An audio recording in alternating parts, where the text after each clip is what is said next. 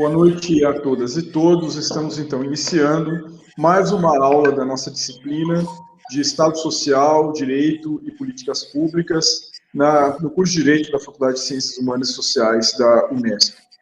Nosso propósito nessa disciplina é explorar diferentes aspectos da chamada volta à atividade estatal, em razão dessas transformações em curso no mundo, desde a crise de 2008 e mais recentemente a pandemia, que tem exigido uma forte presença do Estado, seja no campo da saúde, seja no campo da assistência social, mas também trazendo novos desafios para a educação que se somam àqueles que são históricos no Brasil. E a ideia é, para cada aula, convidarmos um grande especialista no tema daquele dia, né? Nesta noite, nós temos a honra de receber a professora Nina Beatriz Stocco Ranieri, ela que é docente do Departamento de Direito do Estado, da Faculdade de Direito da Universidade de São Paulo, onde também coordena a Cátedra da Unesco de Direito à Educação, e certamente é a principal referência que nós temos no Brasil em direito educacional. Então, temos a honra de discutir este tema com ela, é motivo de grande alegria.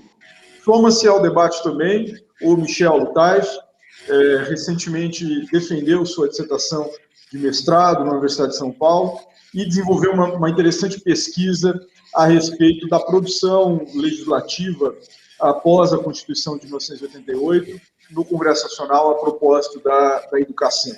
Então, primeiro, uma abordagem mais geral da professora Nina, depois esse recorte mais específico.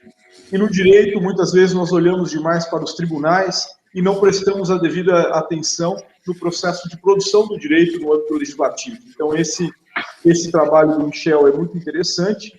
E, assim, mais uma vez, discutimos um tema de fronteira, com uma abordagem bastante apropriada para estudantes que estão no seu 5º ano de graduação, portanto, no limite de ingressarem no mercado profissional ou também de darem continuidade a seus estudos no âmbito da pós-graduação. Então, com essas aulas, trazemos diferentes perspectivas teóricas, empíricas, que certamente serão de valia, seja para explorar o tema de hoje, como direito à educação no âmbito da pesquisa, ou mesmo, se forem atuar na advocacia, no Ministério Público, na magistratura, é um tema cada vez mais presente no cotidiano profissional e nem sempre tão explorado. Então, sem mais delongas, agradeço mais uma vez a presença da professora Nina, do professor Michel, de todos os estudantes da Unesp, do nosso 5º ano de Direito, e também os estudantes de pós-graduação, que desenvolverão as oficinas sobre os projetos de reforma do Estado,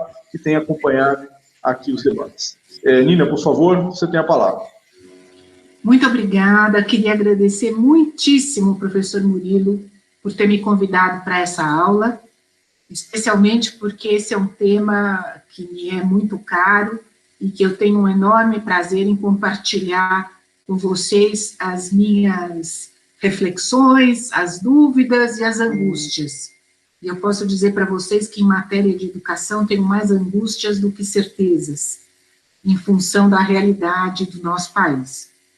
A minha ideia hoje é trazer para vocês, em primeiro lugar, uma apresentação teórica. Vocês receberam 2 textos, não vou entrar no detalhe, um texto mais genérico sobre conceitos fundamentais relativos ao direito à educação e um outro texto a respeito das competências federativas na área da educação, que é um assunto extremamente complexo.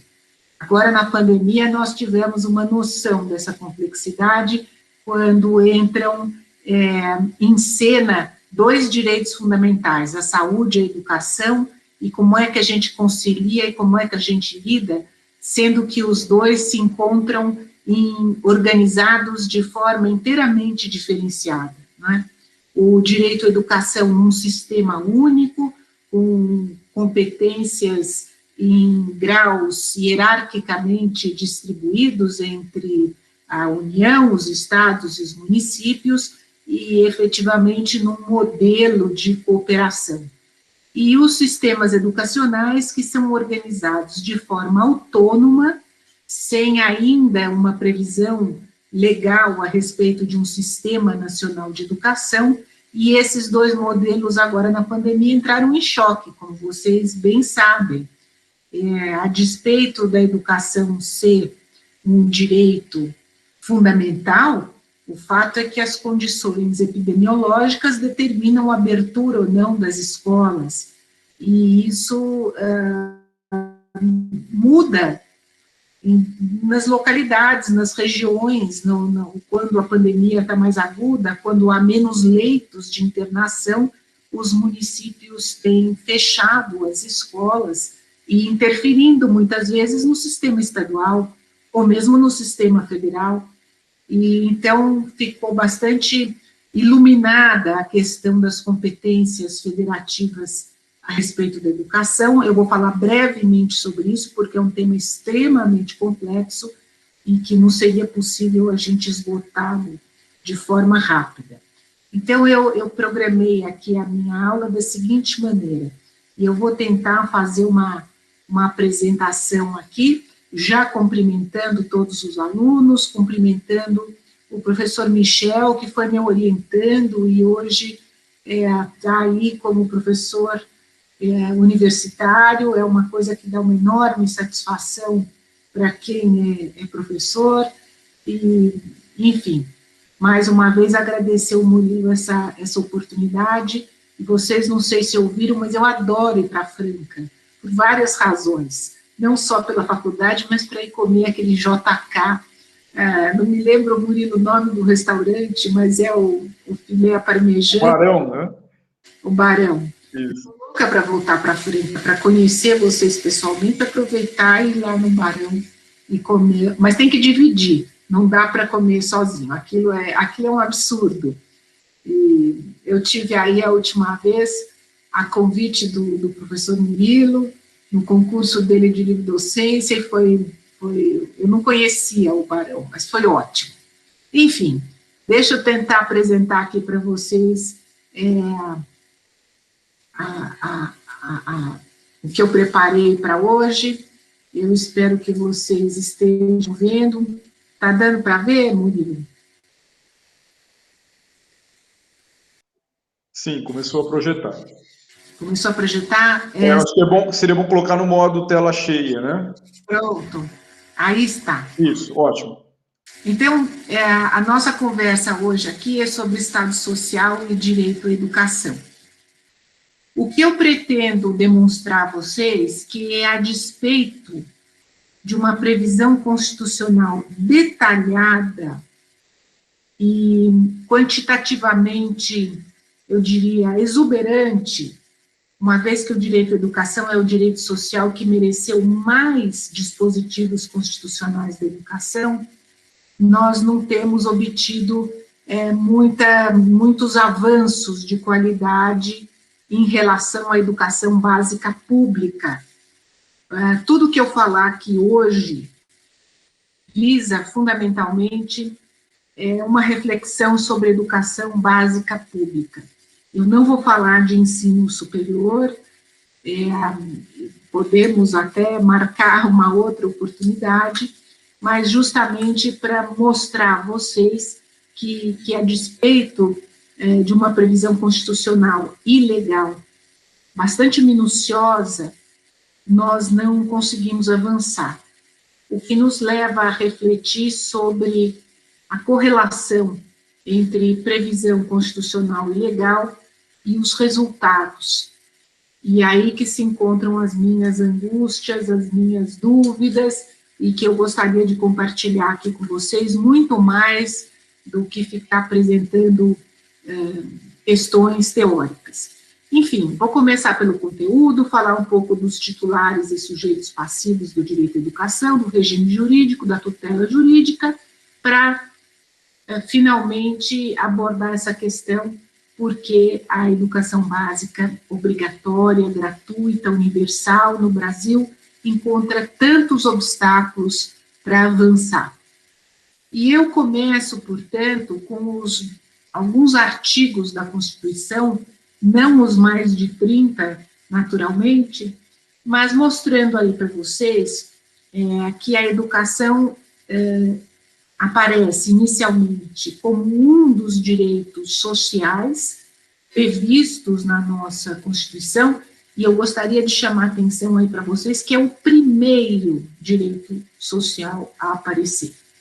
E essa localização já sinaliza a importância que o legislador constituinte deu ao direito à educação.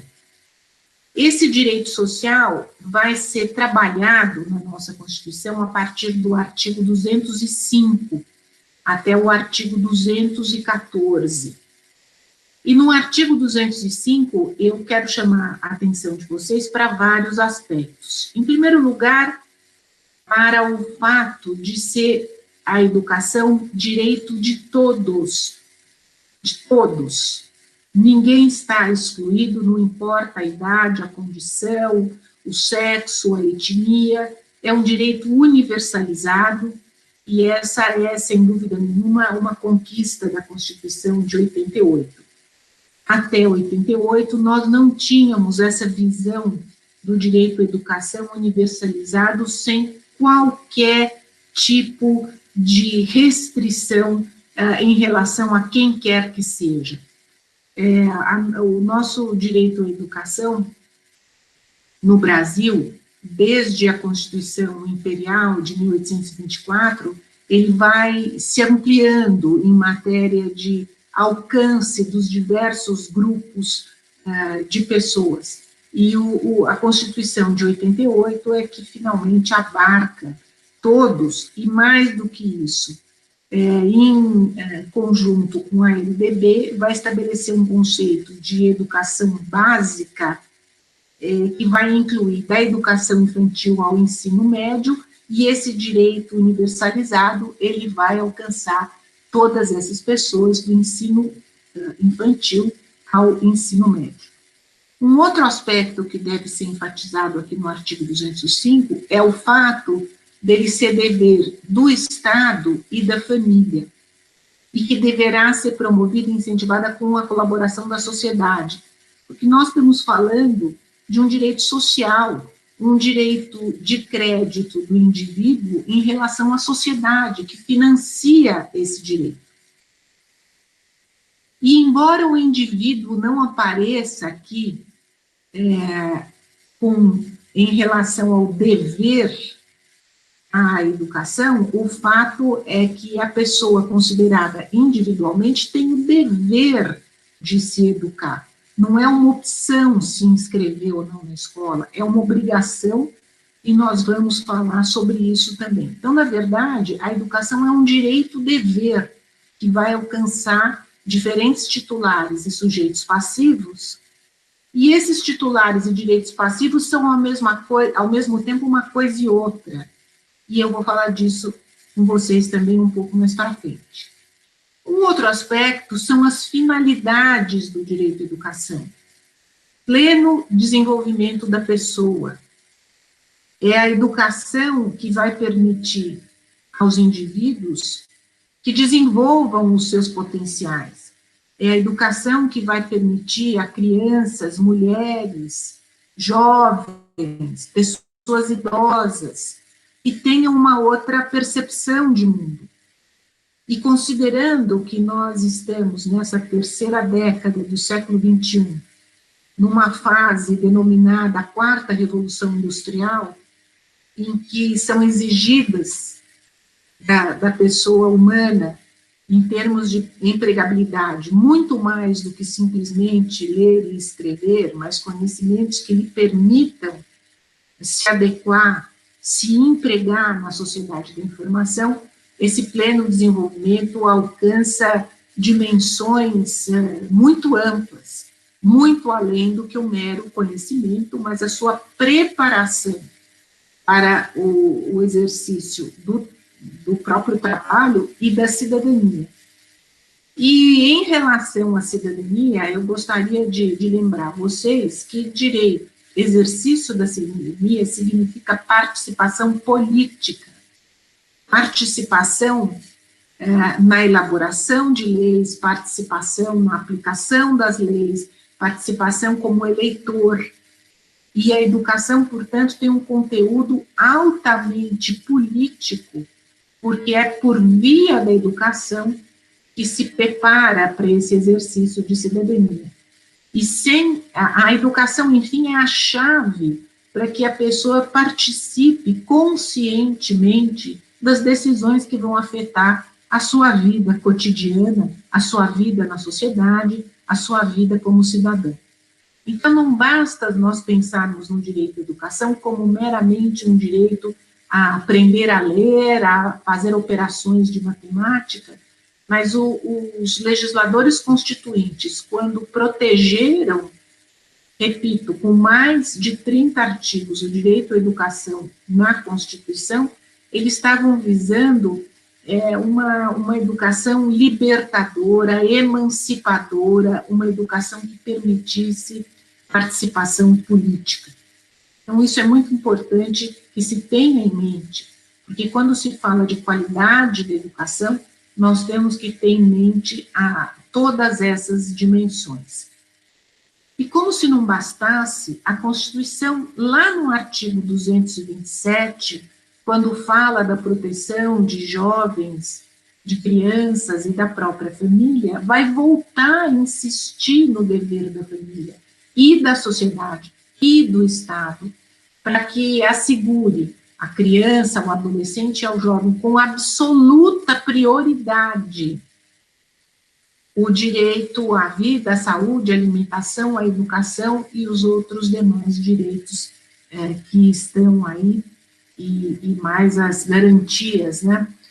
Inclusive garantias que vão alcançar o dever da família, do Estado e da sociedade em relação à educação, porque o artigo 227 exige que aqueles envolvidos no direito à educação lembrem-se, são obrigados a colocar as crianças, jovens e adolescentes a salvo de toda forma de negligência.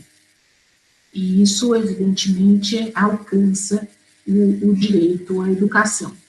Então, são 3 artigos fundamentais quando se fala da concepção que a Constituição tem a respeito do direito social à educação.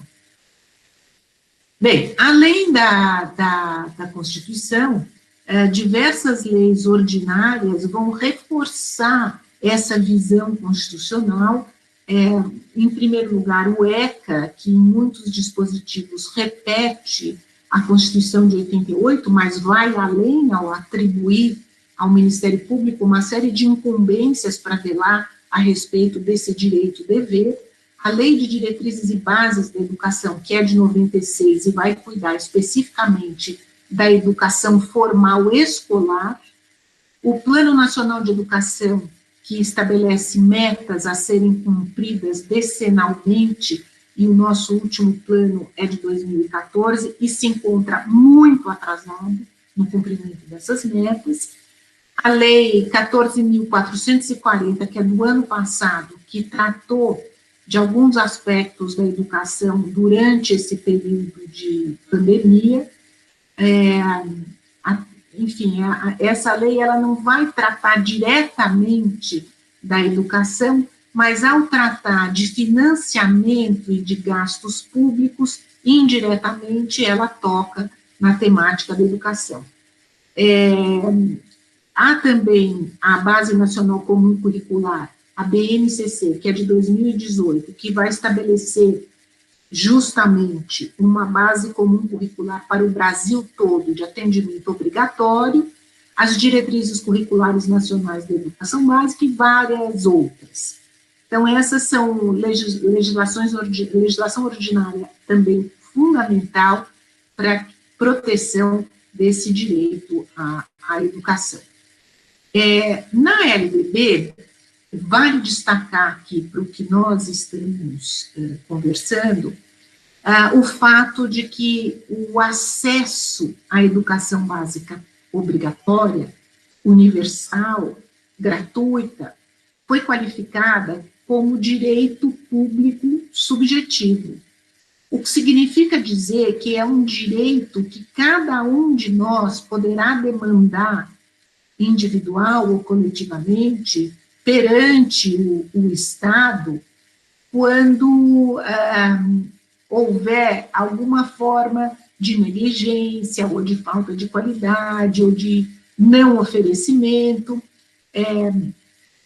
e isso é algo que vem se somar àquelas previsões da Constituição para garantir que o direito à educação seja efetivo, que ele esteja ao alcance de todos. E eu devo dizer a vocês que desde a Constituição de 88 até o ano de 2021, em relação à educação, ao ensino fundamental, ao ensino, especialmente nos primeiros anos de ensino fundamental, o ensino fundamental é aquele que se inicia aos 6 anos, e que, aos 6, 7 anos, e que vai se encerrar por volta dos 14, 15 anos, e que compreende o ensino fundamental 1, o ensino fundamental 2, e que nós alcançamos no Brasil quase 100%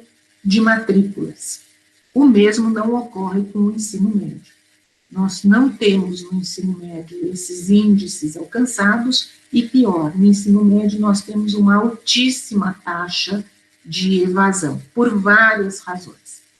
Mas o fato é que, seja em relação à educação infantil, seja em relação ao ensino fundamental, seja em relação ao ensino médio, todos compreendidos nesse conceito de educação básica, que é um conceito introduzido pela LDB no nosso sistema jurídico. Até então não havia essa noção de um conjunto de anos escolares obrigatórios, de atendimento obrigatório, de oferta obrigatória, e protegido com essa natureza jurídica de direito subjetivo público, de tal forma que o poder público pode ser acionado por essas pessoas aí que estão discriminadas no artigo 5º para que ele seja oferecido. Aí nos parágrafos, uma série de responsabilidades do poder público, o que cabe ao poder público fazer, obrigatoriamente, recensear anualmente as crianças em idade escolar, conferir efetivamente se estão matriculadas, se estão atendendo ao ensino escolar obrigatório, zelar junto aos pais ou responsáveis pela frequência à escola. Caso o ensino domiciliar venha a ser aprovado em lei federal, como determinou o Supremo Tribunal Federal, para que pudesse ser oferecida essa modalidade no Brasil, eu entendo que nenhuma dessas exigências poderá ser deixada de lado, de forma nenhuma, porque isso significa garantir que essas crianças que terão ensino domiciliar estarão efetivamente com acesso ao seu direito de aprender. E direito de aprender de acordo com as normas estabelecidas nacionalmente, visando essa garantia. Então, o poder público deverá recensear, deverá haver uma matrícula na escola pública mais próxima, o poder público deverá zelar junto aos pais ou responsáveis para ter ciência e estar justamente sabendo se essas crianças estão ou não tendo acesso ao ensino. E outras tantas garantias que estão aí previstas nesse artigo 5º da LDB, chamando atenção aqui para vocês que, se comprovada a negligência da autoridade competente para garantir o oferecimento do ensino obrigatório, essa autoridade poderá ser acionada por crime de responsabilidade. E essa responsabilidade é responsabilidade objetiva, com todos os aspectos referentes à aplicação de recursos à educação, à garantia de efetiva oferta do ensino, da educação básica obrigatória, Em caso de negligência, lembrem-se lá daquele artigo 227, leva à responsabilização da autoridade competente. Bem, e isso não se restringe a crianças, jovens e adolescentes em idade escolar. Aqueles que não tiveram acesso ao ensino obrigatório na idade certa poderão, a qualquer tempo, requerer essa oferta por parte do poder público, inclusive por formas alternativas de acesso, o que significa dizer até mesmo por ensino online, se for possível, né? Enfim, no ECA, nós vamos ver também essa preocupação em garantir o direito à educação, o direito que toda criança e adolescente tem de aprender, tem de acessar a esses conteúdos mínimos. O ECA repete aqui algumas das garantias presentes na Constituição, como princípios educacionais, que é a igualdade de acesso e permanência na escola. Não vou ler todos esses para vocês, mas, novamente, repetindo, é dever do Estado assegurar à criança e adolescente o acesso ao ensino obrigatório e gratuito, que é direito público subjetivo. O que eu quero demonstrar aqui para vocês, repetindo essas normas, essas disposições, é a importância que foi dada ao direito à educação pelos legisladores constituintes e pelos legisladores ordinários. E para que fosse possível a realização dessa oferta, a Constituição esclarece o que cada ente federativo deverá ofertar. O município, por ser o ente federativo mais próximo do cidadão, ofertará os primeiros níveis educacionais, a educação infantil nos primeiros anos do ensino fundamental. O Estado deve oferecer os últimos anos e o ensino médio, e o governo federal não tem uma discriminação por nível de ensino, mas ele deve atuar de forma supletiva e redistributiva, de forma a assegurar que estados e municípios cumpram a sua missão constitucional. E além de dividir as competências educacionais por entes da federação, a Constituição também estabeleceu a forma de financiamento essa que a LDB detalha em vários artigos, e esse financiamento é feito por uma cesta de tributos e contribuições e por um mecanismo que é o Fundeb, que vocês devem conhecer, que é um fundo redistributivo. Todos os estados contribuem com parcela do que recebem tributariamente, no recolhimento dos tributos, e esse montante é distribuído pelo número de matrículas por município e por estado. E a reforma que foi feita no final do ano passado em relação ao Fundeb, tornou o Fundeb obrigatório. Antes ele estava previsto no ato das disposições,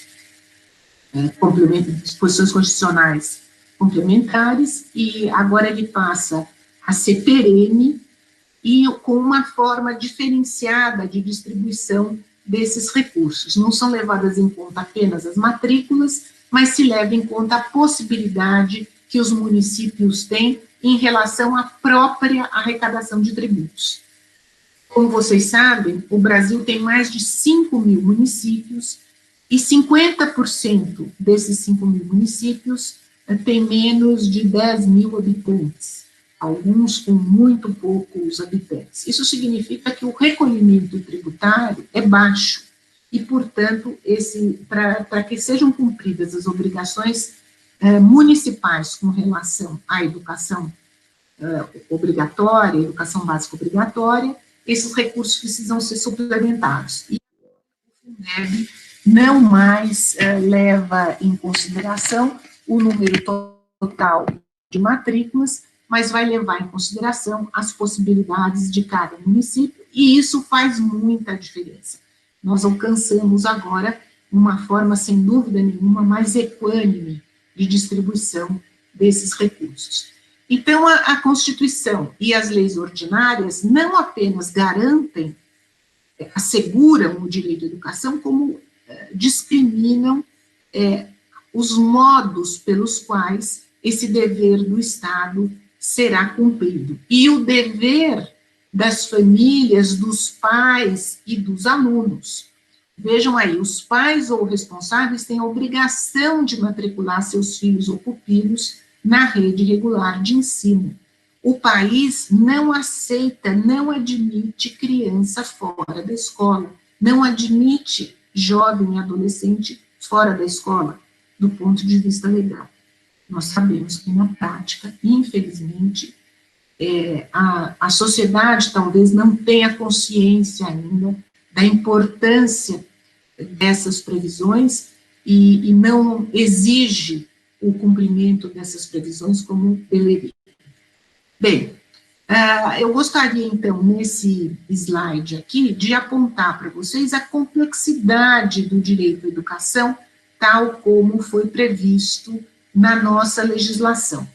Eu disse a vocês que indivíduos, sociedade, família, Estado, eram simultaneamente titulares e sujeitos passivos do direito à educação. E é isso mesmo. Qualquer um de nós, como indivíduo, tem o dever de se matricular na escola, tem o dever de fazer, no mínimo, a educação básica, obrigatória, universal. Tem o direito de exigir que o poder público, os pais, a família, a sociedade, garantam que ele possa cumprir com esse dever. A sociedade tem o dever de zelar para que esse direito esteja ao alcance de todos e com qualidade. Direito à educação de qualidade para todos. Mas a sociedade também se beneficia daqueles que progridem individualmente, seja como profissional, seja como indivíduo, seja como cidadão, porque a sociedade se beneficia de todo esse complexo de pessoas que recebem a educação formal e que se adequam às condições e às exigências dessa sociedade do século XXI, tão exigente e tão multifacetada. E o Estado, naturalmente, não apenas tem o dever, mas tem também o direito de ter o seu povo participando das decisões que são tomadas, da elaboração de leis, da crítica política que deve ser feita num Estado democrático. Então, todos aqueles nomeados no artigo 205 são simultaneamente titulares e sujeitos passivos do direito à educação. Essa complexidade não termina aí.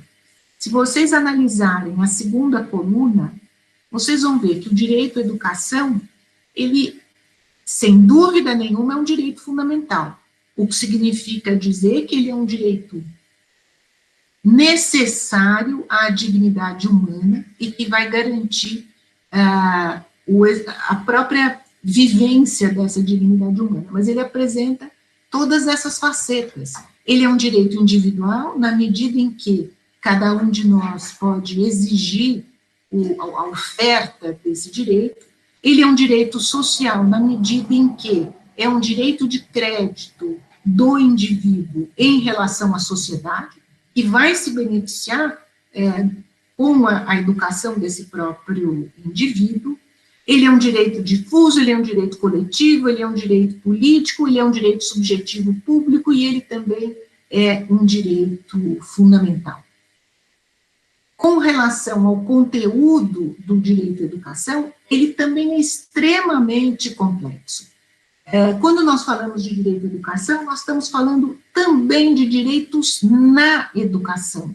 Quais são esses direitos na educação?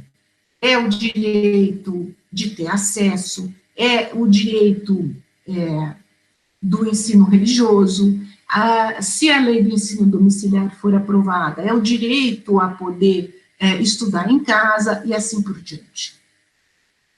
Há ainda uma série de garantias, e o direito à educação pode ter objetivos muito específicos. Quando nós falamos de educação especial, por exemplo, nós estamos atribuindo um objetivo específico para um tipo de educação.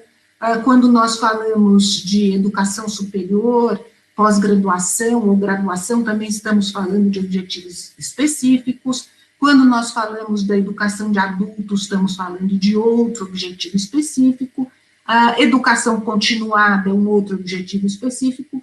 Então, tudo isso vai agregando complexidade, seja do ponto de vista de titulares e direitos de sujeitos passivos, seja do ponto de vista da natureza jurídica, seja do ponto de vista do conteúdo e da proteção desse direito. Eu repito aqui um pouco o que já falei no slide anterior. Como direito coletivo vai se conectar à vida em sociedade e a todos aproveita, e como direito difuso, nós podemos pensar, como eu mencionei, na educação de jovens e adultos, reconhecido a um conjunto de pessoas, independentemente da individuação de João, de Maria ou de José, mas reconhecido a um conjunto de pessoas, como é o caso também dos bebês, das crianças até 4 anos, e assim por diante. Portanto, como diz um colega meu de departamento, na Faculdade de Direito, Departamento de Direito de Estado, o assunto que rende, é um assunto que rende mesmo devido a essa enorme complexidade do direito à educação.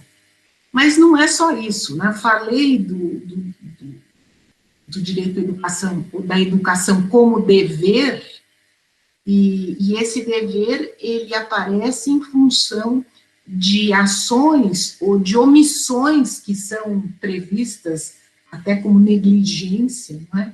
Pela Constituição, pela LDB, pelo ECA.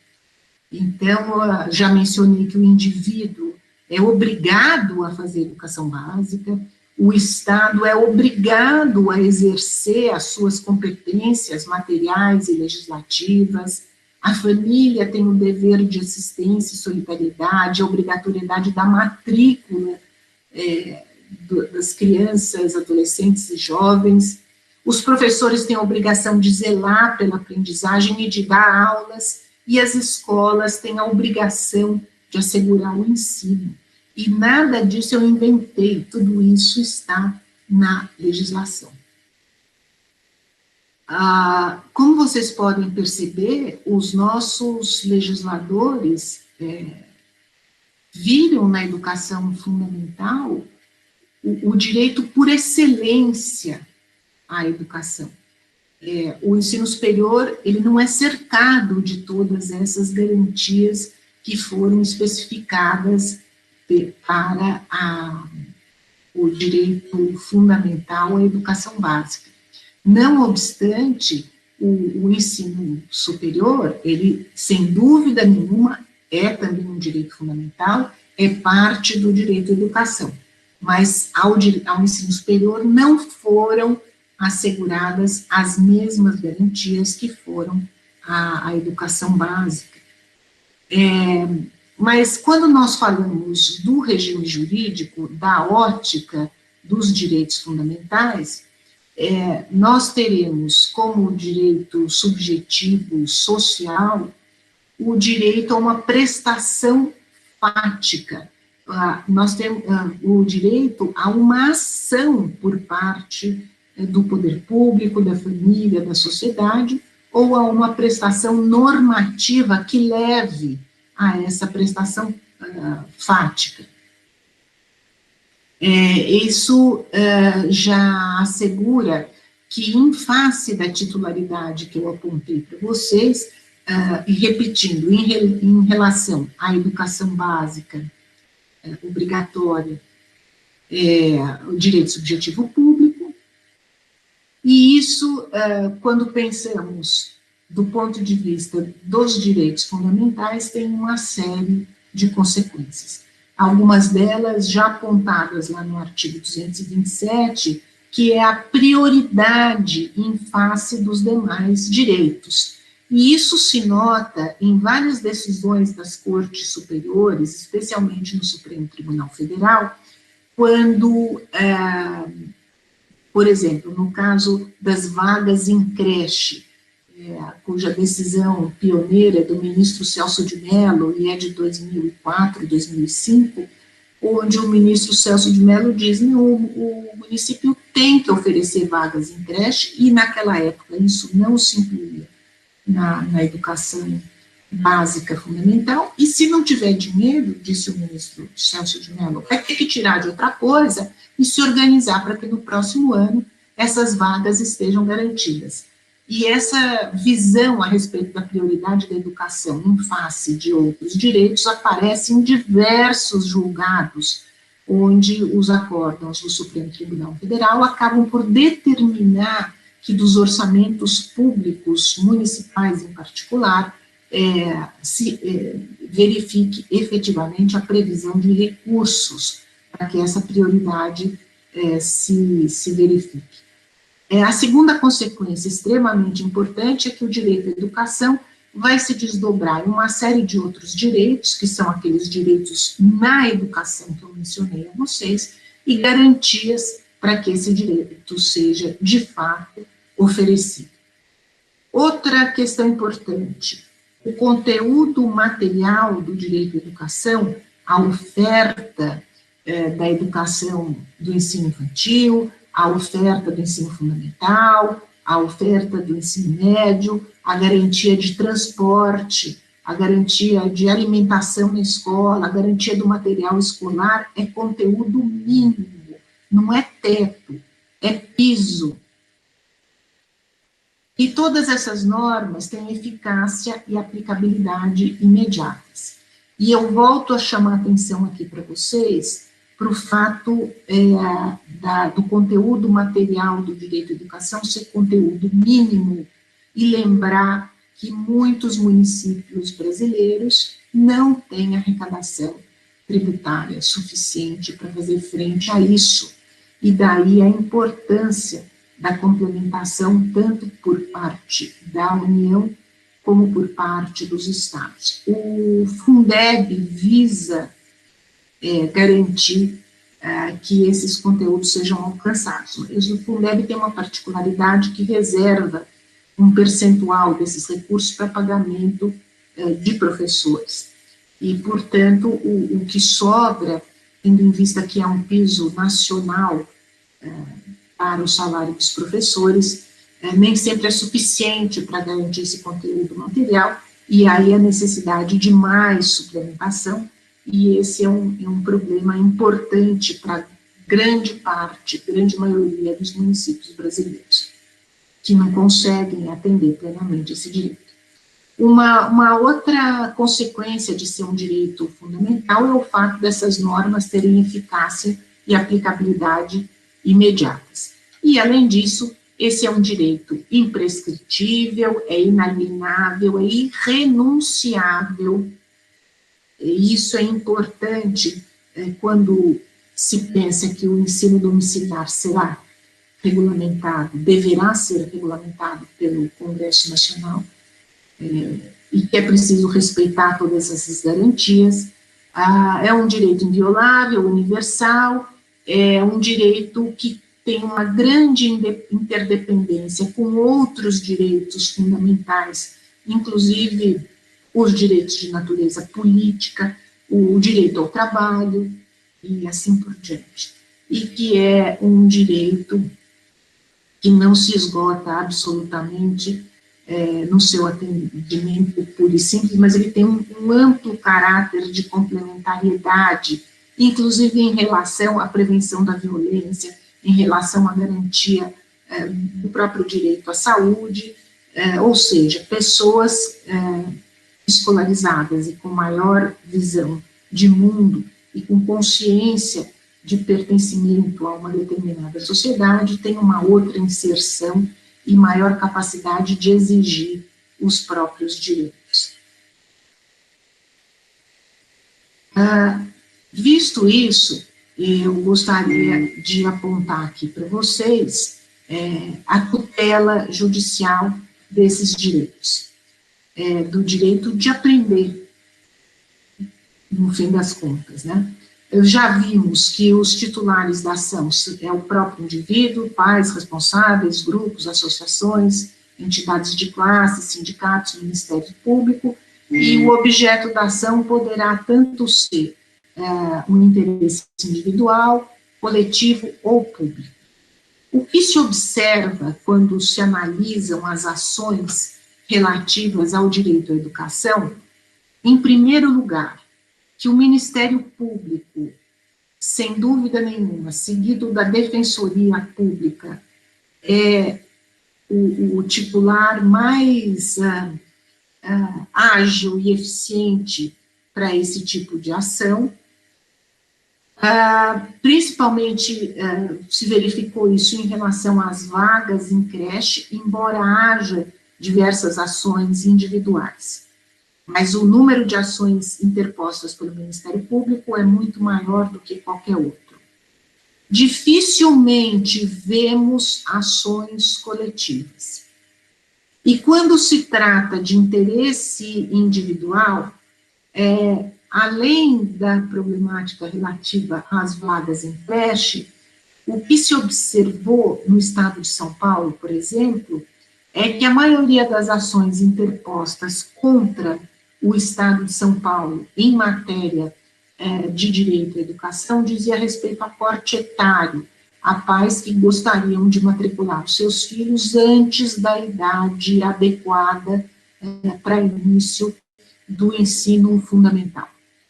Eu não vi nenhuma ação numa pesquisa feita por um orientando alguns anos atrás, de alguém que tenha entrado com uma ação pleiteando qualidade da educação no ensino público, por exemplo.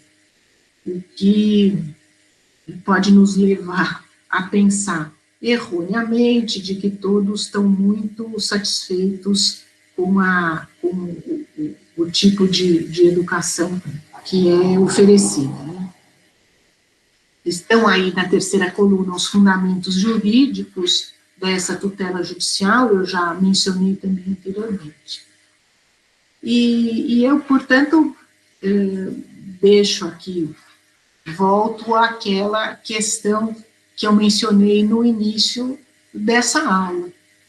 Diante de toda essa previsão constitucional e legal, e devo dizer a vocês que no âmbito da Unesco, essa legislação foi considerada extremamente avançada e já serviu de modelo para diversos outros países, quer dizer, essa preocupação com a obrigatoriedade do ensino, com a qualidade do ensino, com o financiamento da educação, com a discriminação constitucional de competências na oferta do direito à educação, por que nós não avançamos? De cada 2 crianças que entram na escola, apenas uma vai chegar ao final do ensino médio. Nesse percurso, por uma série de razões, os jovens vão abandonando a escola. Seja porque vão trabalhar, seja porque se cansam da escola, seja porque não acompanham. O fato é que nós perdemos, a sociedade perde, o país perde cerca de 50% dos jovens, e esse é um problema gravíssimo. O outro problema gravíssimo, que vocês certamente também têm ciência, é o fato de que o Brasil, em comparação com os demais estados que integram a OCDE, por via daquele exame que é feito no PISA, que verifica as competências na área de linguagens, matemática e ciências, fica muito atrás dos demais países. E quando se fala em aprendizagem tecnológica, em conhecimento tecnológico, a utilizar uma ferramenta de copia e cola, ou de corta e cola, os nossos índices são baixíssimos. Então, o que acontece? Por que a educação de qualidade para todos não avança se nós temos tantas garantias constitucionais e legais?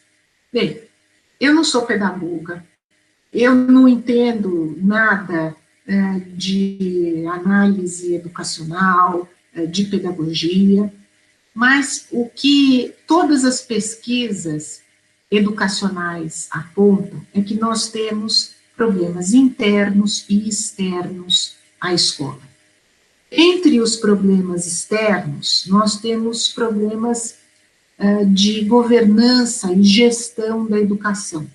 Eu já mencionei a vocês que, diferentemente do sistema de saúde que tem o SUS, nós não temos uma coordenação nacional da educação, não para determinar o que estados e municípios devam fazer em relação às carreiras dos seus professores, à organização das suas escolas, não, nada disso.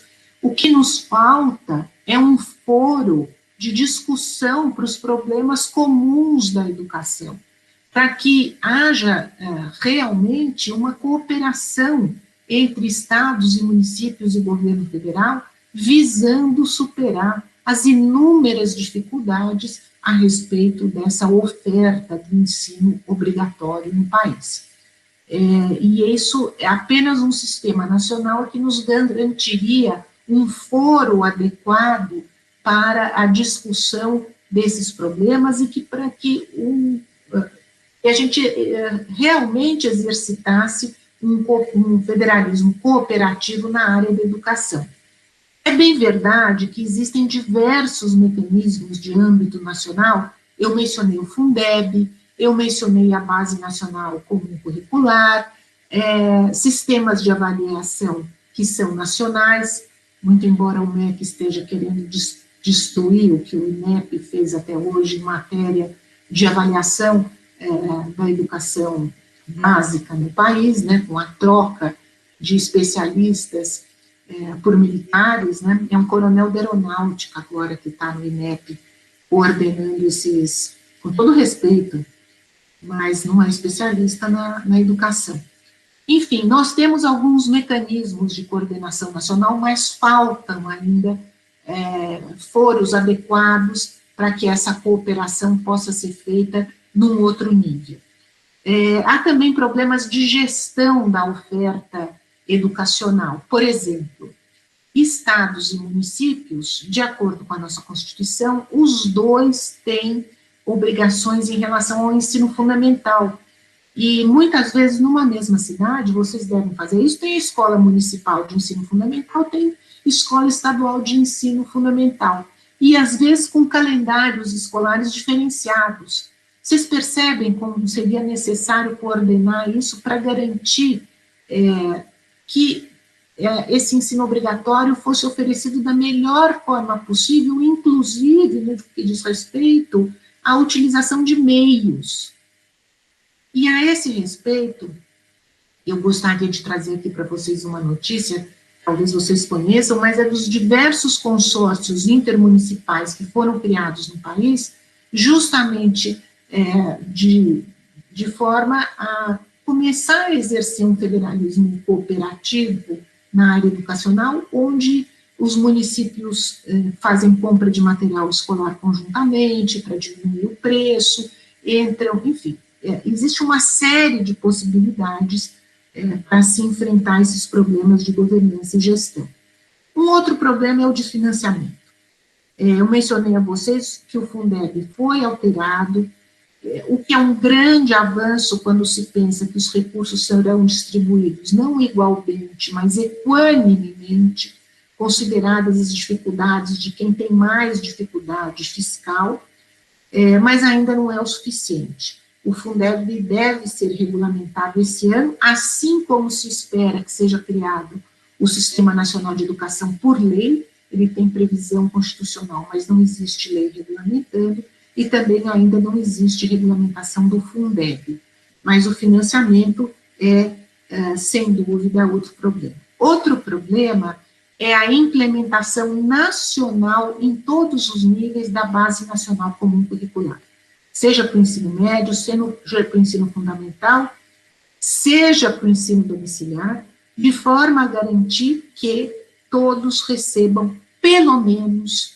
o que consta da Base Nacional Comum Curricular, que haja, no mínimo, esse padrão qualitativo e uma visão de ensino bastante avançada, onde diversas matérias são dadas transversalmente, várias temáticas são abordadas de diferentes formas. Não entendo disso, mas sei que foi um avanço grande. E um outro problema que nós temos enfrentando politicamente é um eventual desmonte também dessa Base Nacional Curricular.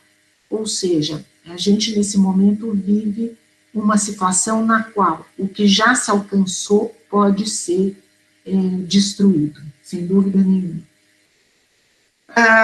Do ponto das questões internas à escola, o principal é assegurar uma boa formação aos professores, é assegurar que os professores tenham uma formação adequada aos desafios que se lhes apresentam, que não são poucos.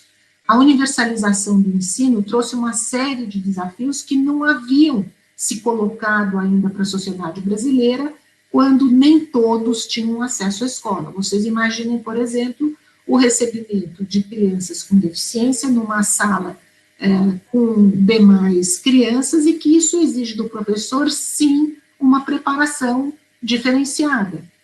E o que eu sei é da enorme dificuldade que as redes de ensino têm de contratar professores, especialmente licenciados em matemática, em ciências, formados nessas áreas, porque ninguém mais quer fazer essas licenciaturas, porque se fizer pedagogia, pode ser diretor ou coordenador de ensino, que remuneram mais do que os professores por matéria.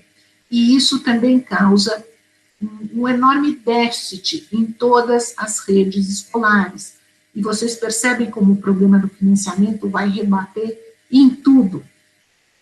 Outros dois aspectos, ou melhor dizendo, 3 aspectos importantes, sem dúvida nenhuma, é o fortalecimento da educação da primeira infância.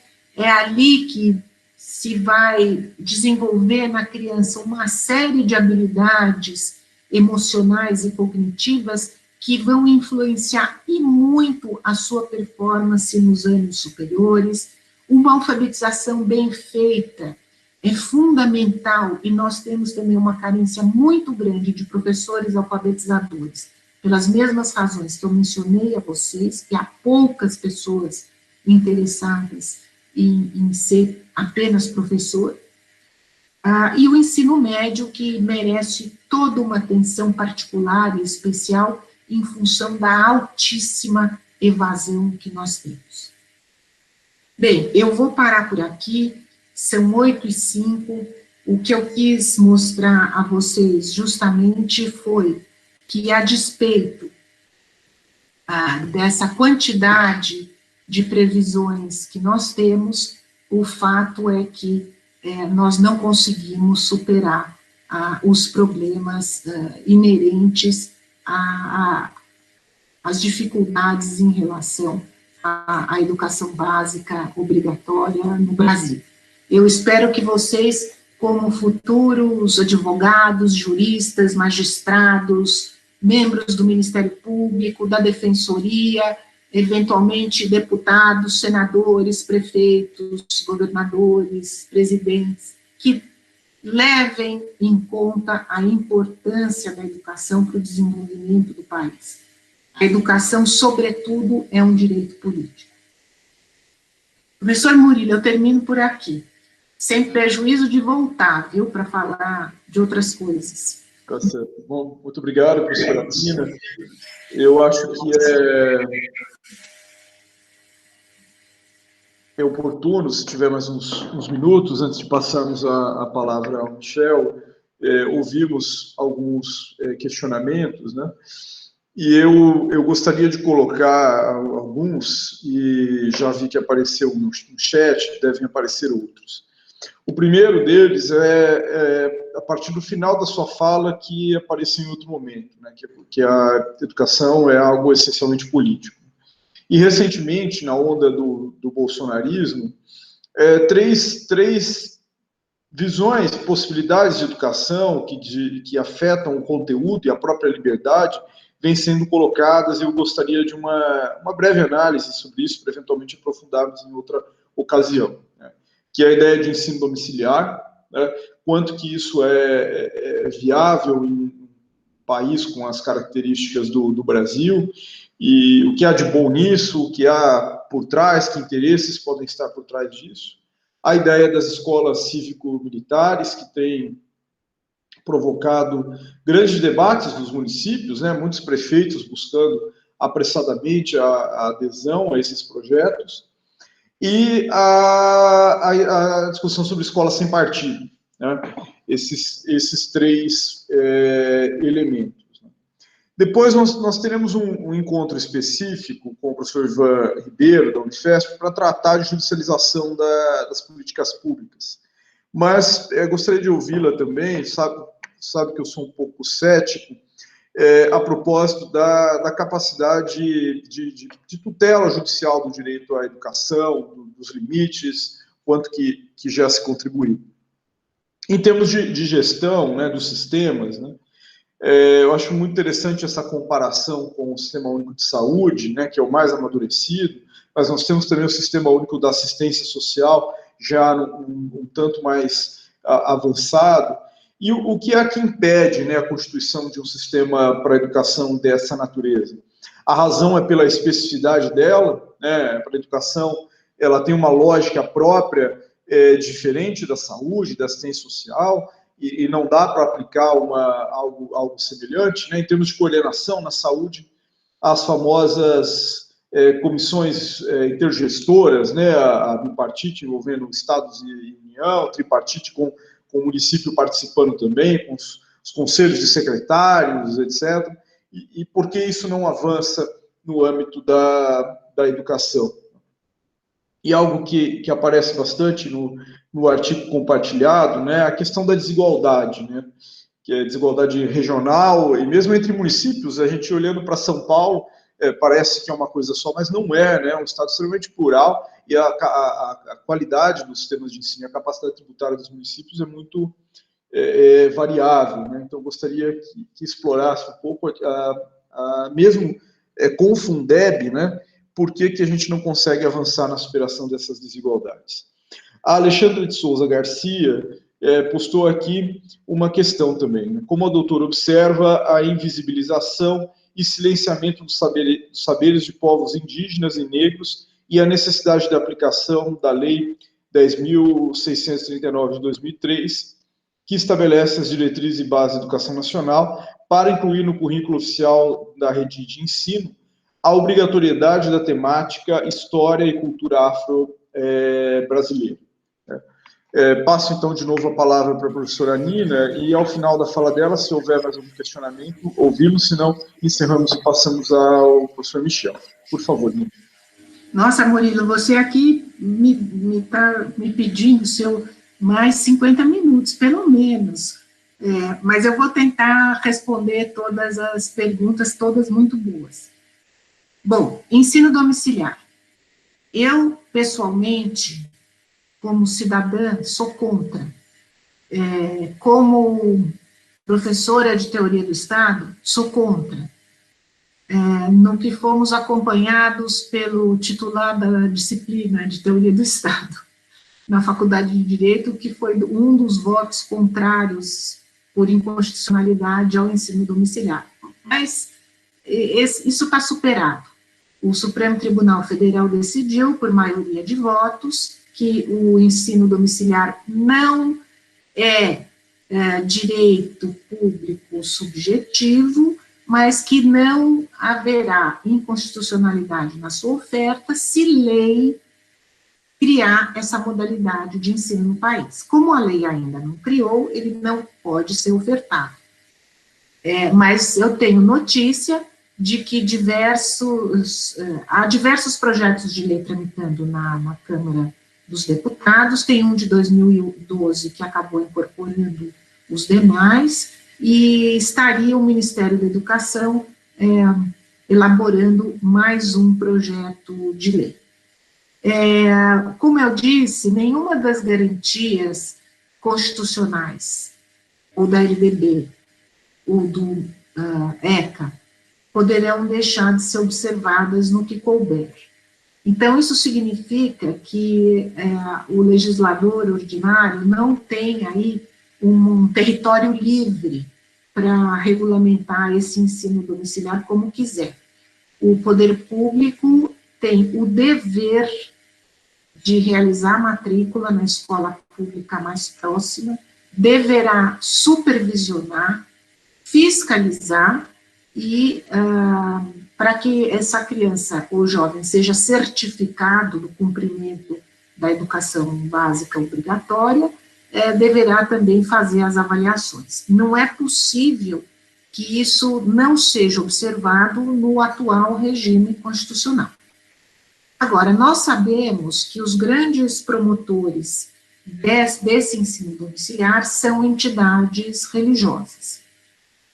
Já houve no Supremo Tribunal Federal também a decisão a respeito do ensino religioso, e para mim também, como cidadã e como professora editora do Estado, não deixou de ser uma enorme surpresa, e novamente o titular da nossa disciplina, Teoria do Estado, que também foi a área na qual o professor Murilo fez a pós-graduação dele, também se manifestou pela inconstitucionalidade.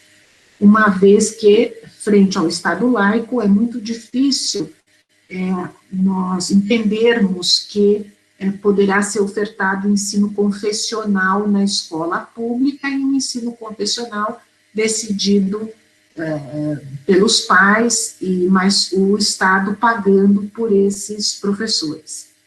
E lembrando que a LDB tem, e isso se aplica também ao ensino domiciliar, tem uma série de exigências a respeito de formação de professores, justamente para melhorar a qualidade do ensino, e isso não se pode abrir mão com relação ao ensino domiciliar, não se pode abrir mão com relação ao ensino religioso, e as coisas não são tão simples quanto parecem, porque a gente não vai estar num território neutro, nós vamos estar num território extremamente contaminado aí por ideologias. O que está por trás no ensino? Eu acho que ensino domiciliar e ensino religioso caminham passo a passo. Os interesses, muito embora a ação no Supremo tenha sido provocada em virtude de uma concordata, um acordo que o Brasil assinou com o Vaticano, o fato é que quem se beneficiou e muito foram as religiões evangélicas, pentecostais, até mais do que a própria Igreja Católica. Agora, não é minha área, mas nós sabemos também que Estado e Igreja disputaram na história do Brasil a dominação do ensino. Isso é evidente. E aí eu passo já para algo que o professor Murilo mencionou. A educação não é neutra, nenhuma educação é neutra. Quem estuda história da educação, e repito, não é minha área, sabe que, desde que os estados nacionais, no século XIX, assumiram a educação, oferecendo educação pública, nos Estados Unidos é um pouco mais cedo, é século XVII, justamente para que as pessoas pudessem ler a Bíblia, essa disputa Estado-religião, Estado e Igreja, avançou em todos os estados nacionais, não é só o caso brasileiro. Vocês imaginem o que significou, no século XIX, as famílias abrirem mão de ensinar seus filhos em casa e de escolher os professores e serem obrigados a matricular em escolas públicas e não ter mais ingerência nenhuma no que ia ser ensinado aos seus filhos. E, por exemplo, na Prússia, a Maria Teresa tem muita clareza, a imperatriz, a respeito do que significava a escola pública, porque o Estado estava em franco processo de industrialização. Nos Estados Unidos, são criadas inúmeras escolas no Oeste, também, e atendendo a todas as questões de sazonalidade das colheitas, tal, porque isso também implicava no maior desenvolvimento do país. A visão democrática da educação é mais recente, a visão de que o cidadão, para ter a chance de participar conscientemente das escolhas políticas, da elaboração da lei, o ensino formal é uma condição necessária, embora não seja suficiente, é uma discussão mais recente. E aqui no Brasil é o Anísio Teixeira que vai defender isso, e todos aqueles que vão assinar o Manifesto dos Pioneiros da Educação, e essa é uma visão hoje bastante assentada, né? Do ponto de vista jurídico, constitucional, do ponto de vista da própria teoria do Estado, eu não tenho dúvida que, em relação à educação obrigatória básica no país, o conteúdo político se revela nas exigências do Estado democrático e republicano. Esse é o conteúdo político que deve orientar a nossa educação básica formal, tendo em vista todo o arcabouço construído na Constituição para proteger essa educação pública, né? Bom, aí é impossível, essa história de escola sem partido, ela acaba, e já declarada inconstitucional, em decisão recente, o ministro Barroso que foi o relator a partir de uma lei do Estado de Alagoas, mas isso não prospera mais, inclusive as correntes que pregavam a escola sem partido, lideradas, viu, Murilo, por um procurador do Estado de São Paulo, que foi assessor de ministro do Supremo, e que liderou esse movimento todo, fornecendo projetos de lei para o Brasil inteiro, foi declarado inconstitucional, justamente porque não preservava princípios básicos democráticos e republicanos e questões relacionadas à liberdade acadêmica e de interferência numa série de outros aspectos, né? A minha preocupação com escolas cívico-militares está justamente nessas questões que foram levantadas, e eu acho que o professor Murilo foi muito feliz quando nomeou todas essas formas aí alternativas que vêm surgindo, né? O Colégio Dom Pedro II, como vocês sabem, sempre foi tido colégio militar, né, como uma das estrelas da educação básica no país, e aparentemente é uma escola de grande qualidade. Mas isso não significa que as escolas cívico-militares que estão aí sendo abertas e sigam a mesma linha. Eu tive a oportunidade de ler um convênio que o Estado de São Paulo fez com o governo, o MEC, para a instalação dessas escolas. E o que consta do convênio é que os militares não assumirão a parte pedagógica que fica a cargo da rede pública estadual, mas que assumiriam a parte administrativa, e que essas escolas seguiriam a Base Nacional, a BNCC, o currículo paulista, que é de observância obrigatória, e assim por diante, né? A ver o que vai acontecer, né? Nós não sabemos, mas nesse convênio o que se procurou resguardar foram esses direitos inerentes à própria ideia do ensino obrigatório. Então, são temas que se relacionam, todos eles, como vocês podem perceber, do ensino religioso, domiciliar, o cívico-militar, a escola sem partido, no fundo, todos eles clamam por direitos na educação, ou seja, o Estado deveria se abster de interferir em determinadas áreas, quer seja no domicílio, na religião, na escola cívico-militar tem uma outra concepção, e o ensino militar é muito, vejam, não é ensino militar, porque ele se rege por regras completamente diferentes que não estão submetidas às redes de ensino. Nesse caso, essas escolas seriam uma forma híbrida, submetidos à rede de ensino.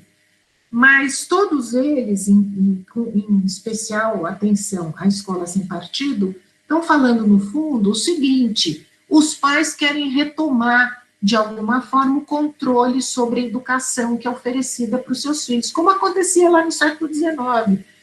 Desse ponto de vista, a gente tem um retrocesso mesmo, porque você pode criar bolhas no país, bolhas ideológicas, como madraças, né, na religião islâmica, e criando crianças apartadas da área pública, da ideia de civismo, da ideia de compartilhamento, de solidariedade, de vivência pública e assim por diante.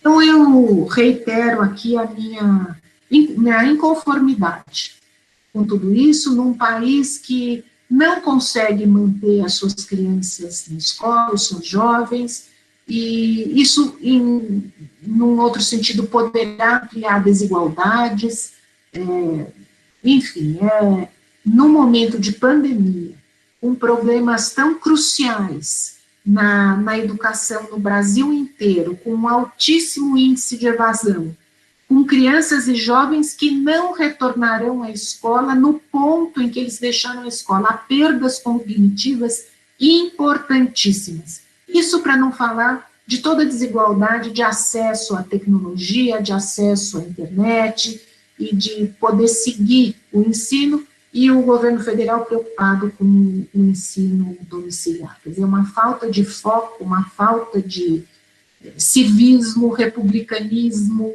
e de visão ampliada de mundo, né? Então, eu lamento muito tudo isso.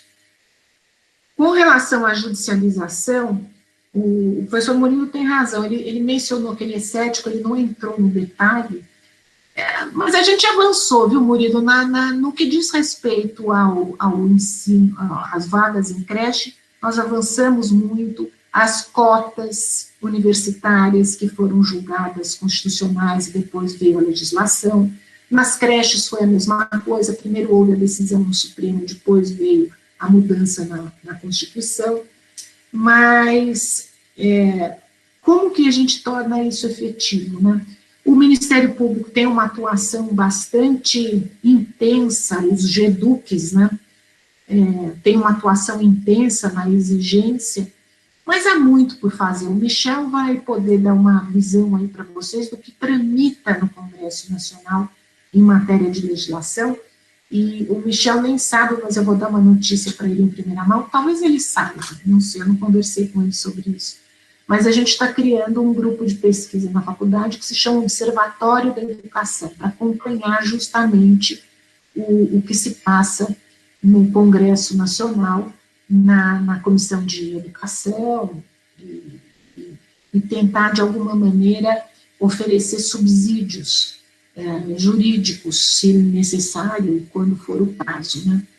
Então, a gente vai começar a trabalhar nisso, muito inspirados pela pesquisa que o Michel fez sobre esses processos, e o processo legislativo, que vai trazer também surpresas aí para vocês.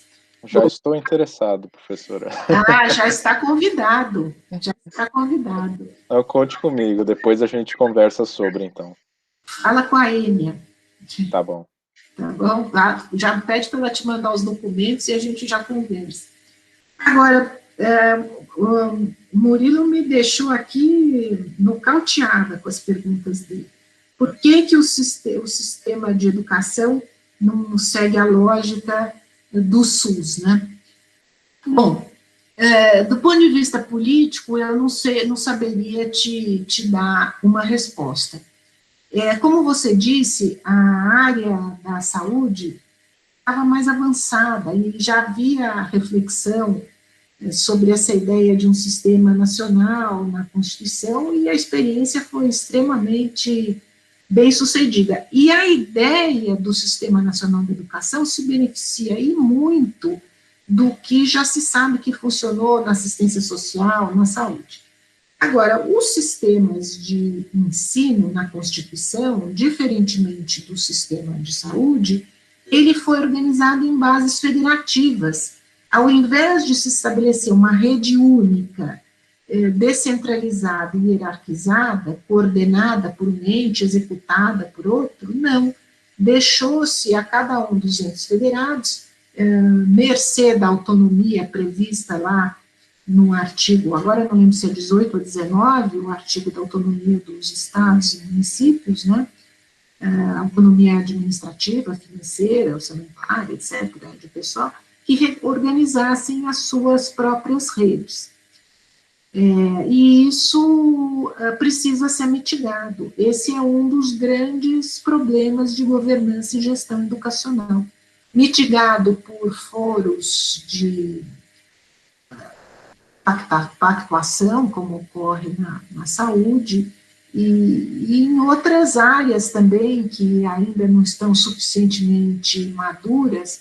E se você pensar que o Estado de São Paulo é um dos poucos que tem um currículo regionalizado, pautado pela BNCC, você vê como está atrasada essa discussão toda de uniformidade e sistematização, né, de funcionamento sistêmico desses modelos. Eu não sei, eu não tenho certeza se o modelo do SUS funcionaria, eu não tenho, eu confesso que eu não aprofundei aí as minhas reflexões nesse sentido.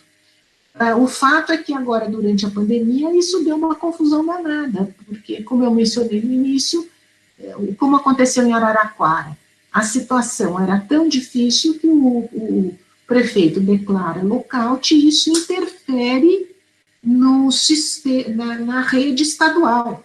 E, nesse caso, prevalece a decisão municipal, uma vez que, de acordo com a regulamentação aí das ações na pandemia e com as decisões do Supremo em matéria de preservação de direitos fundamentais, a decisão do ente local prevalece sempre que for mais restritiva.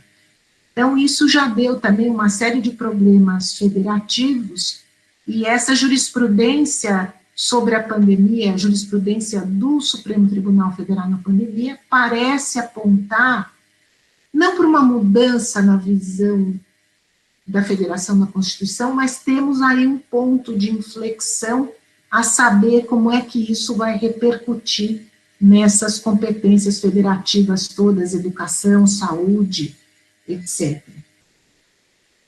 Não sei se eu respondi às suas perguntas, Murilo. Sim, professora, faltou só a da Alexandra. Eu não esqueci, não.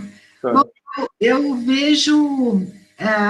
bom, a Constituição prevê que os povos indígenas deverão ter acessíveis nas suas próprias línguas a educação, que será respeitada a sua cultura. Eu não tenho em mente todo o artigo, mas o objetivo desse artigo é garantir que isso seja observado, assim como a temática de história e cultura afro-brasileira também pretende assegurar que as etnias que formam o povo brasileiro sejam objeto de aprendizado e de compartilhamento, né, nacional. Eu não tenho informações a respeito, dados aqui agora a respeito da educação dos povos indígenas. Qualquer coisa que eu dissesse aqui seria chute, não seria reflexão, mas eu prometo que numa próxima oportunidade eu vou dar uma olhada nisso. Legislação existe, cabe a nós exigir o seu cumprimento. Quanto à história e cultura afro-brasileira, na BNCC, ela está presente, vem sendo observada. O importante é formar professores nessas áreas todas, o que na área indígena é difícil. Mas eu sei que existem inúmeras iniciativas, e eu sei, por exemplo, que no caso de Roraima, a Universidade Federal do Rio de Janeiro tem um trabalho importantíssimo, eu até conheço a pessoa que está à frente dessa iniciativa, é a professora Maria Aparecida, me fugiu agora o sobrenome dela, mas ela escreveu um livro importante que se chama Paletó e Eu.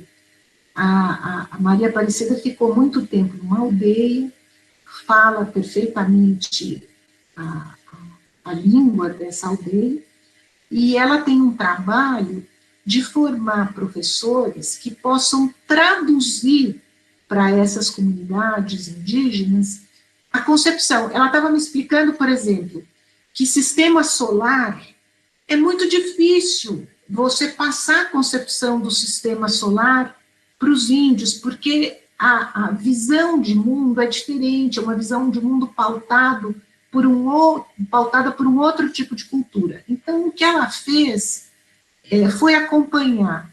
Antes da pandemia, eu tive com ela um pouco depois que ela tinha fixado essas diretrizes, estava indo para Roraima com uma equipe de alunas para ficar cerca de 3 meses, 4 meses. Ela voltou quando a pandemia tomou esse vulto. Mas o que ela fazia? Como ela compreendia a língua, ela ouvia a professora dar em português a aula e a indígena traduzir na língua local e por via da concepção local o que era, por exemplo, o sistema solar. E eu quero muito ver os resultados dessa pesquisa, foi algo que não esqueci, estou cobrando a professora Maria Aparecida que vai fazer um comentário a respeito. É super interessante, né, como é que você traduz conhecimentos físicos, astronômicos, para uma população que enxerga o universo de uma maneira inteiramente diferente, né, você respeita e passa informação, enfim. Só para dizer que tem muita gente trabalhando nisso. Bom, a esse propósito, eu queria registrar, não sei se todos sabem, mas nós na Unesp temos um projeto já de alguns anos relacionado à obrigatoriedade da temática de História e Cultura Afro-Brasileira, que é uma parceria do Departamento de História com a Diretoria Regional de Ensino e o Grupo Mulheres do Brasil, justamente para qualificar os professores de História da rede estadual de ensino para ministrar essa disciplina. Porque o problema é que tem a lei, mas os professores não foram preparados para isso. Né? Então, é preciso correr atrás, né, dessa deficiência formativa, né, para dar concretitude para a prescrição legal. Né?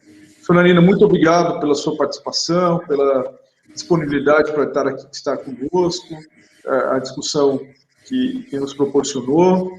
E vamos agora ouvir o Michel, né, Michel? Não temos muito tempo, mas a turma está curiosa para conhecer os detalhes da sua pesquisa, que foi também compartilhada com todos na forma do capítulo do livro, em que está a síntese do relatório, mas gostaria que você destacasse as questões fundamentais aqui neste momento. Obrigado. Eu vou pedir licença e desculpa a todos, eu vou precisar desligar, eu já expliquei para o professor Murilo por quê. Eu estou com meus netos pequenos aqui, e meu marido já está enlouquecido lá, porque ele não consegue controlar, são 3, e ele está enlouquecido. Então, eu já tinha avisado que eu não poderia ficar até o final, mas vocês estão em excelentes mãos, que é o Michel, eu conheço a pesquisa dele, posso assegurar que vocês vão ter oportunidade de ampliar as reflexões a respeito dessa temática, no caso concreto. Bem, eu fico à disposição, muito obrigada, foi um enorme prazer, e se vocês não lembrarem de nada que eu falei, lembrem apenas que o dever da sociedade é cobrar que as coisas sejam feitas. Até mais. Obrigado. Muito obrigada. Tchau. Bom, conseguem me ouvir? Tudo certinho? Legal. Então, boa noite a todos. Professor Murilo, em primeiro lugar, agradeço o convite, parabenizo pela organização aí da disciplina de Estado Social, Direito e Políticas Públicas, trazendo temas relevantes a cada semana para os alunos da Unesp também, minha boa noite, e vou já começar apresentando alguns resultados da pesquisa que foi aí comentada pela professora Nina. Eu tive a oportunidade de desenvolver essa pesquisa há algum tempo e ela foi publicada em 2018. Né? Apenas 2 notas antes da gente começar. Eu vou mostrar para vocês, eu vou projetar um PowerPoint só com alguns slides contendo alguns gráficos, que estão todos ali no livro, mas para ficar mais fácil a visualização e o destaque aí de alguns resultados, né? A primeira nota que eu faria era exatamente uma que o professor Murilo já fez quando abriu a aula de hoje, dizendo que a gente tem que olhar um pouquinho mais para o poder legislativo, para o poder executivo, para as políticas públicas, e não tão somente para o judiciário, né? Então esse foi o escopo da pesquisa, fazer um balanço crítico dos projetos de lei que estavam tramitando no Congresso Nacional sobre educação, e eu queria exatamente isso, descobrir o que estava acontecendo, né? Como que é a atividade do Congresso em relação à educação. E uma segunda nota preliminar que eu tenho a fazer com vocês é que eu considerei nesse recorte o período de tempo de 1995 a 2010. Tá? Então eu quis ali deixar fechadinho 2 mandatos presidenciais, né? Os 2 do Fernando Henrique e os 2 do Lula. A partir de 2010 até 2020, né? Eu estou com os dados em mãos para estudar e para fazer uma atualização dessa pesquisa, inclusive um comparativo, mas ainda não tive tempo de produzir, porque estamos ainda em 22 de abril, eu não tive tempo desde janeiro, em que eu pedi a planilha para a Câmara dos Deputados para fazer essa análise. Mas então ficamos de 95 a 2010. E já adianto para vocês, a minha suspeita é que não mudou muita coisa de lá para cá, né, nesses últimos 10 anos. Mas vamos lá, deixa eu tentar apresentar aqui.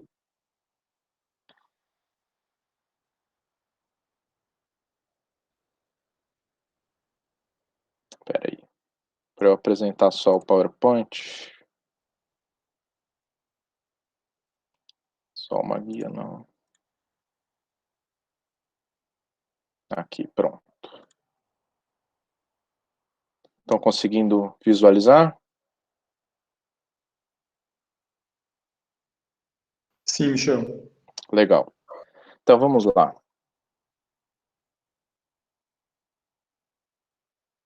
Em primeiro lugar, né, fiz aí uma análise de tudo que tramitou na Câmara nesses 15 anos de análise, né, de 1995 a 2010. Percebam, pessoal, que a maioria dos projetos versa sobre aí, direito e cidadania, economia, administração e organização dos poderes. E aquela fatia vermelhinha ali embaixo, em destaque, são os projetos de lei de educação. Então, dos mais aí de 20 e tantos mil projetos que tramitaram no Congresso Nacional, nesse período, apenas 2.026 eram sobre educação. O Michel, não passou para o Oi. segundo slide, ficou travado no primeiro. Tá travado? Isso, agora sim. Agora foi. Me avisa, Murilo, por favor, se eu mudar.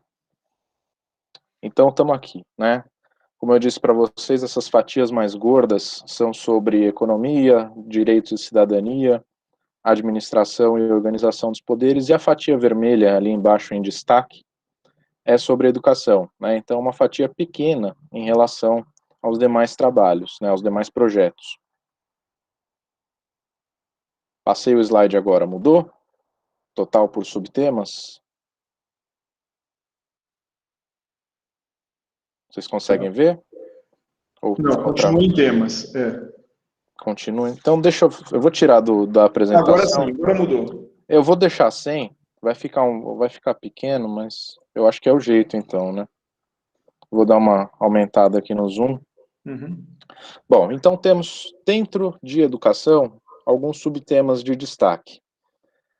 O subtema que mais recebeu projetos de lei, curiosamente, é o ensino superior, que a Constituição tratou aí de maneira bem mais simplificada do que o ensino básico, como a professora Nina estava dizendo.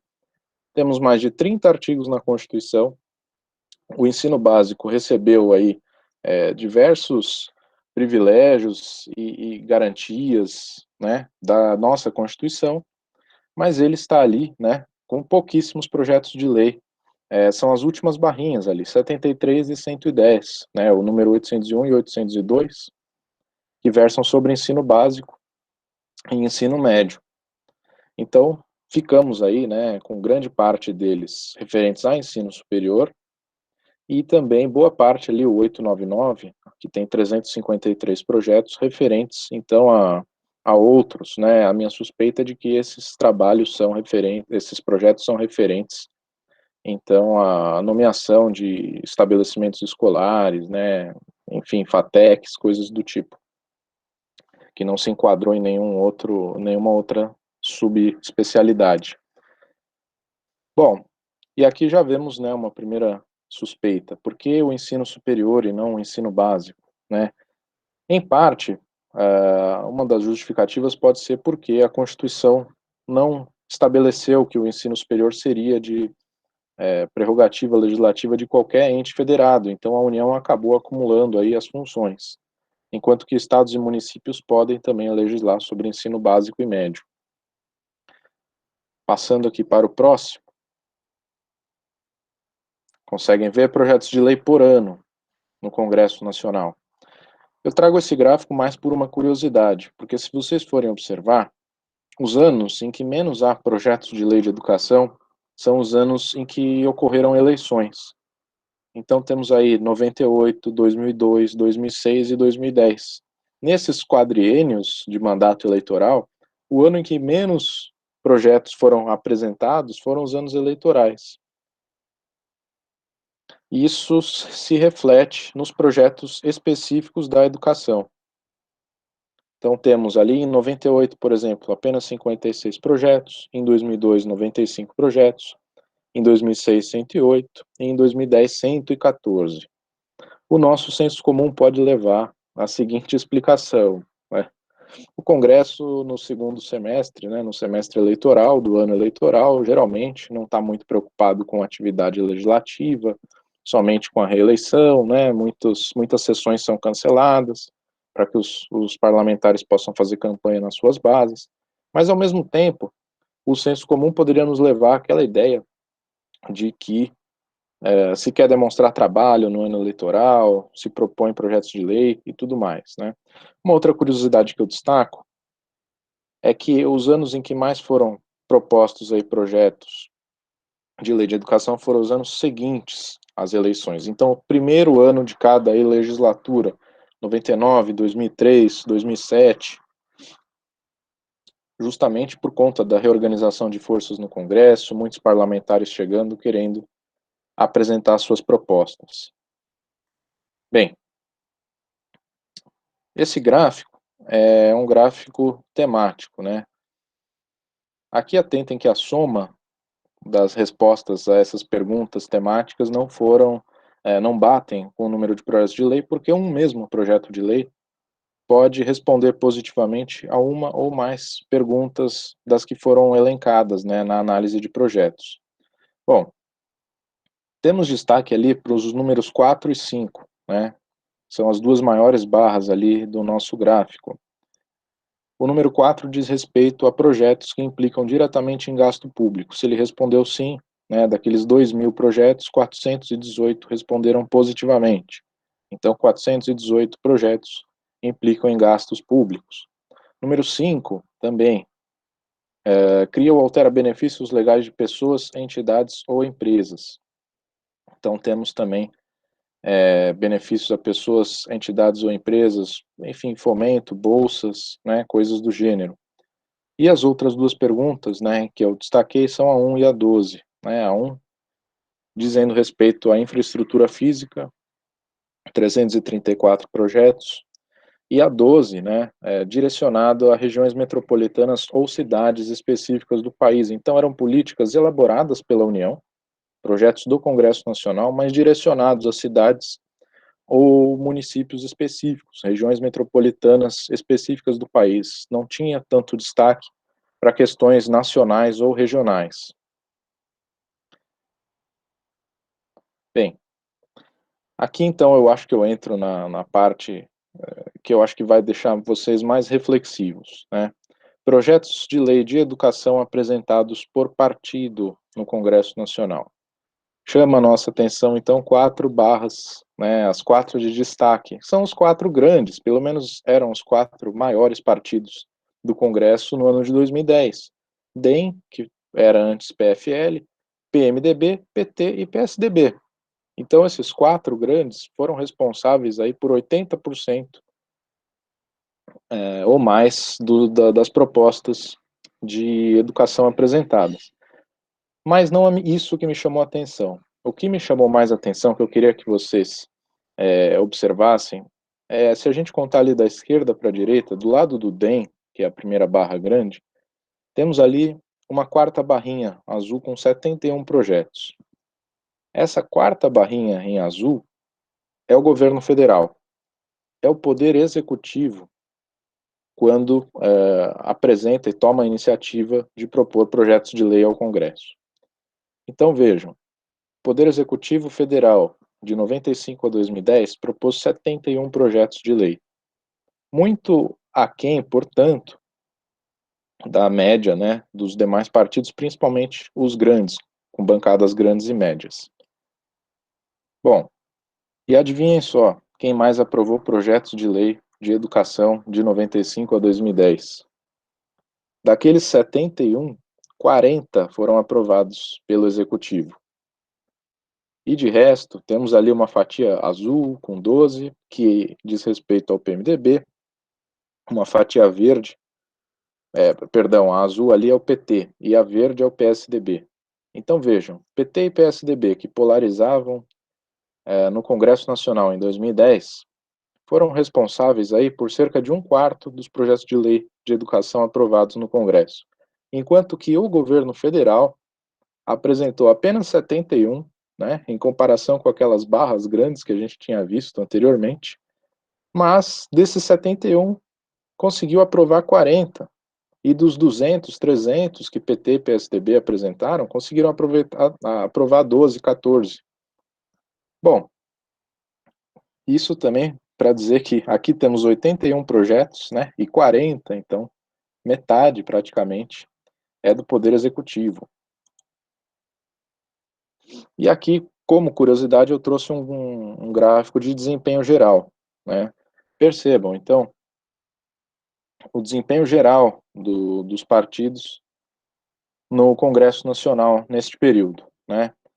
Então aqui eu tenho o Democratas, por exemplo, que apresentou 3.600 projetos de lei e aprovou 95, né? 3.695 e aprovou 95. A barrinha correspondente ao número 0 são projetos rejeitados e a barrinha correspondente ao 1 são projetos aprovados. E temos aqui na segunda coluna EF, Executivo Federal, que fica par a par, né? Metade, metade praticamente. 412 rejeitados, mas 396 aprovados.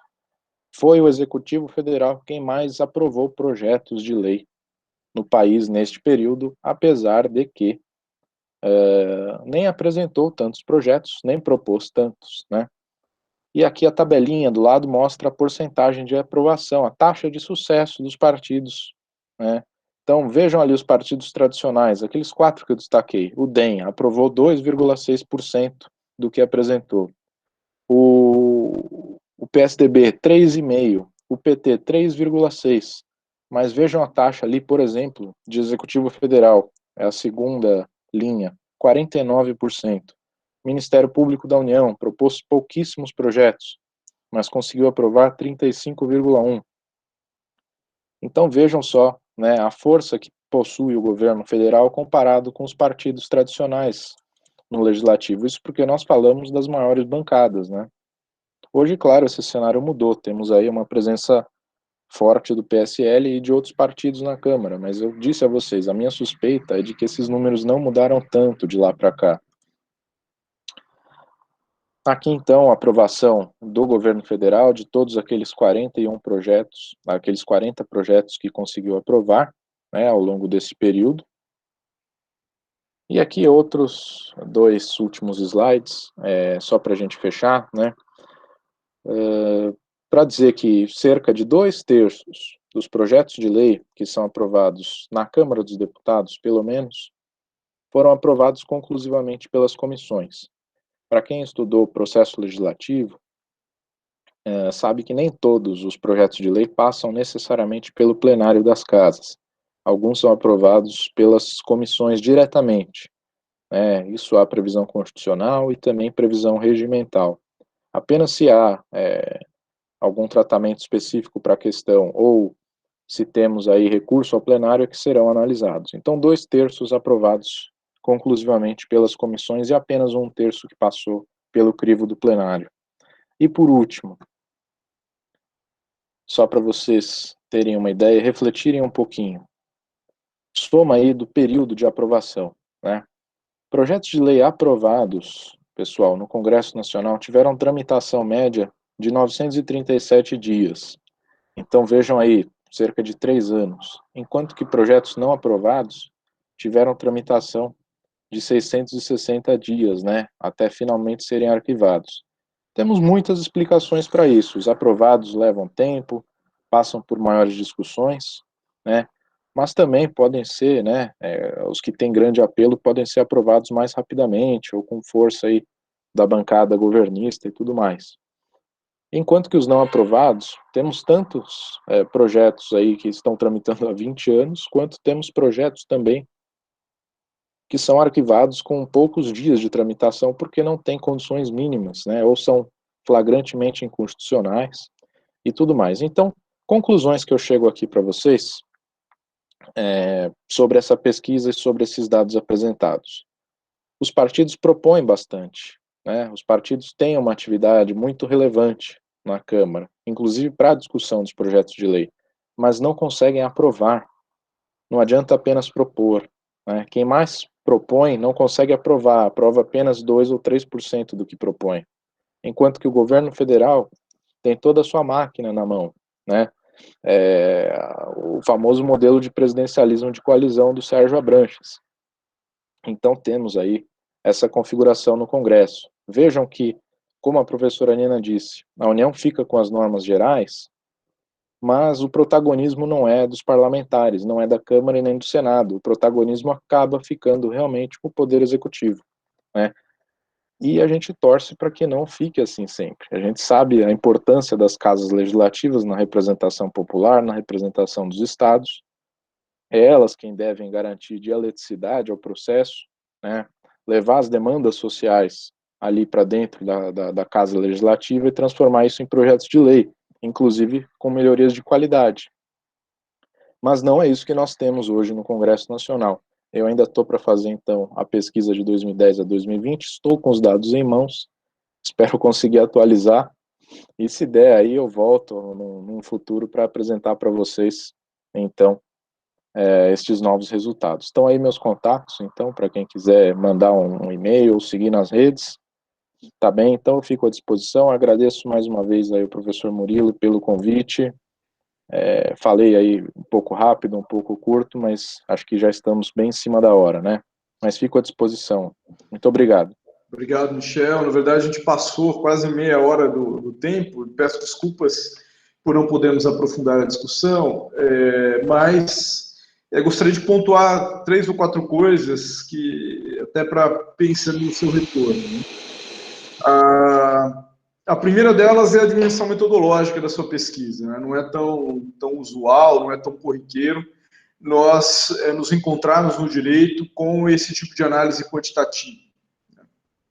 Então, eu acho que isso é interessante, né, para os alunos do 5º ano, para os alunos da pós-graduação que nos acompanham, para aqueles que verão esta aula pelo YouTube nos próximos dias, enfim,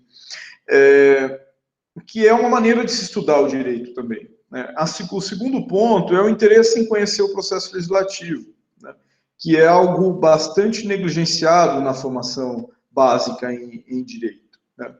E quando se fala em processo legislativo, nós vamos até os dispositivos constitucionais que tratam deles. E não vamos até o regimento interno do Congresso Nacional, da Câmara e do Senado. E os regimentos dizem muito sobre como é que funciona o processo de aprovação de uma norma, né? Depois, um aspecto que fica até como uma espécie de provocação para a tua pesquisa, né? Que muitas vezes a gente olha para a atividade legislativa com foco na apresentação do projeto. E pelas características do presidencialismo, de certa maneira, é até natural que a agenda das políticas públicas seja controlada pelo presidente da República, pelo governo, né? é muito mais difícil para um parlamentar, né, aprovar um projeto do que aquele de iniciativa do governo. Mas a participação do parlamentar, ela é muito importante na discussão do projeto, né, nas emendas, no trabalho na comissão, na provocação de audiências públicas, por exemplo, para assegurar a participação da sociedade, né. Então, acho que partindo da perspectiva que você já adotou, estudos que aprofundem a avaliação do processo legislativo, considerando-se, né, o pós-apresentação do projeto, né, o momento da tramitação, como que os deputados interagem ali, no relatório, as emendas, quem é que consegue aprovar a emenda, quem não consegue, é algo também bastante interessante, né. Então, agradeço muito pela tua participação, por compartilhar os resultados da sua pesquisa conosco. Espero que possa estar outras vezes aqui na Unesp, e de preferência sem a intermediação da tela, né, próximos, em uma sala de aula, em um anfiteatro, o que possibilita também, para lembrar o início da aula da professora Nina, né, que após a aula possamos conhecer aí o JK, né, você que ainda não esteve em Franca conosco. É tradição nos pós-eventos. Então, muito obrigado, agradeço aos estudantes que nos acompanharam e aqueles que vão assistir às aulas, a esta aula na sequência também. Uma boa noite para todas e todos. Obrigado mesmo, Michel. Eu que agradeço, professor Murilo. Obrigado aos alunos. Até mais, boa noite.